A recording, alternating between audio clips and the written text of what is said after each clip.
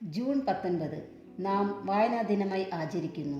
പി.എൻ. പണിക്കരുടെ ഓർമ്മ ദിനമായ ജൂൺ 19 മുതൽ ഐ.വി. ദാസിൻ്റെ ജന്മദിനമായ ജൂലൈ 7 വരെയാണ് വായനാ പക്ഷാചരണം നടത്തിവരുന്നത്. കേരളത്തിലെ ഗ്രന്ഥശാല പ്രസ്ഥാനവും അതിൻ്റെ പ്രവർത്തനവുമായി ബന്ധപ്പെട്ട് പ്രധാനമായി കേൾക്കുകയും നാം സംസാരിക്കുകയും ചെയ്യുന്ന പേരാണ് പുതുവായിൽ നാരായണ പണിക്കർ എന്ന പി.എൻ. പണിക്കരുടേത്. കേരള ഗ്രന്ഥശാല പ്രസ്ഥാനത്തിന് തുടക്കം കുറിച്ച അദ്ദേഹത്തെ കൂടാതെ ഈ രംഗത്ത് സജീവമായി പ്രവർത്തിച്ച മറ്റൊരു വ്യക്തിയാണ് ഐ.വി. ദാസ്. ദ നെക്സ്റ്റ് കഥയിൽ ഐ.വി. ദാസിനെ കുറിച്ചാണ് ഇനി പറയുന്നത്. ഐ.വി. ദാസ് ഗ്രന്ഥശാല പ്രവർത്തനത്തിലെ ഊർജ്ജദായകൻ. സാംസ്കാരിക മേഖലയിൽ വലിയ സംഭാവനകൾ നൽകിയ ഐ.വി. ദാസ് എന്ന ഇല്ലത്ത് വയക്കര വീട്ടിൽ ഭുവനദാസിൻ്റെ ജന്മദിനമാണ് ജൂലൈ 7. 1932 അദ്ദേഹം ജനിച്ചത്. പത്രാധിപർ, എഴുത്തുകാരൻ, ഗ്രന്ഥശാല പ്രവർത്തകൻ, സാംസ്കാരിക നായകൻ തുടങ്ങിയ നിലകളിലെല്ലാം തൻ്റേതായ അടയാളപ്പെടുത്തലുകൾ സൃഷ്ടിക്കാൻ അദ്ദേഹത്തിന് സാധിച്ചിട്ടുണ്ട്. ചെറിയൊരു കാലയളവിൽ കൃഷി വകുപ്പിൽ ഗുമസ്തനായും പിന്നീട് അധ്യാപകനായും അദ്ദേഹം ജോലി ചെയ്തു. 1982 29 വർഷത്തെ അധ്യാപന ജീവിതത്തിൽ നിന്ന് സ്വയം വിരമിച്ച അദ്ദേഹം സജീവ രാഷ്ട്രീയ പ്രവർത്തനത്തിലേക്ക് കടന്നു.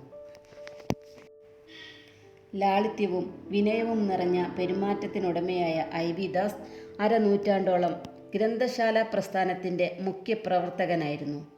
കേരള ഗ്രന്ഥശാല സംഘം ജോയിൻ്റ് സെക്രട്ടറി, കൺട്രോൾ ബോർഡ് അംഗം, Kerala state library council secretary, Kerala സാഹിത്യ അക്കാദമി സെക്രട്ടറി എന്നീ നിലകളിൽ അദ്ദേഹം പ്രവർത്തിച്ചിട്ടുണ്ട്.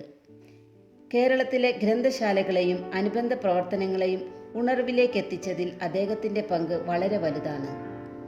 പുതിയ പരിപാടികളും പദ്ധതികളും ആസൂത്രണം ചെയ്തു നടപ്പിലാക്കാനും അത് വിജയത്തിലേക്കെത്തിക്കുന്നതിനും ഐ.വി. ദാസ് ശ്രമിച്ചിട്ടുണ്ട്. തൻ്റെ ജീവിതത്തിലൂടെ സമൂഹത്തിൻ്റെ നന്മയ്ക്കായി പലതും ചെയ്യാൻ അദ്ദേഹത്തിന് കഴിഞ്ഞു. കേരളത്തിലെ മിക്ക വായനശാലകളും അദ്ദേഹം സന്ദർശിച്ചിട്ടുണ്ടെന്ന് മനസ്സിലാക്കാം. കേരള ഗ്രന്ഥശാല നിയമങ്ങളും ചട്ടങ്ങളും രൂപപ്പെടുത്തിയെടുത്തതിൽ ഐ.വി. ദാസും പ്രധാന പങ്ക് വഹിച്ചു.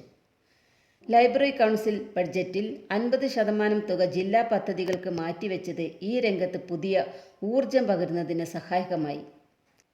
എല്ലാ ജില്ലകളിലും academic studies centre, model village library, career guidance സെൻ്ററുകൾ, താലൂക്ക് റഫറൻസ് ലൈബ്രറികൾ, ബാലവേദി, അഖില കേരള വായനോത്സവം തുടങ്ങിയ വിവിധ തരത്തിലുള്ള മികവാർന്ന പരിപാടികൾക്കും പദ്ധതികൾക്കും കടമനിട്ടയും ഐ.വി. ദാസും സ്റ്റേറ്റ് ലൈബ്രറി കൗൺസിലിൻ്റെ നേതൃത്വത്തിലിരിക്കുന്ന കാലത്ത് തുടക്കം കുറിക്കുകയും നിലവിലുണ്ടായിരുന്നവയെ മെച്ചപ്പെടുത്തുന്നതിനായി പരിശ്രമിക്കുകയും ചെയ്തിട്ടുണ്ട്.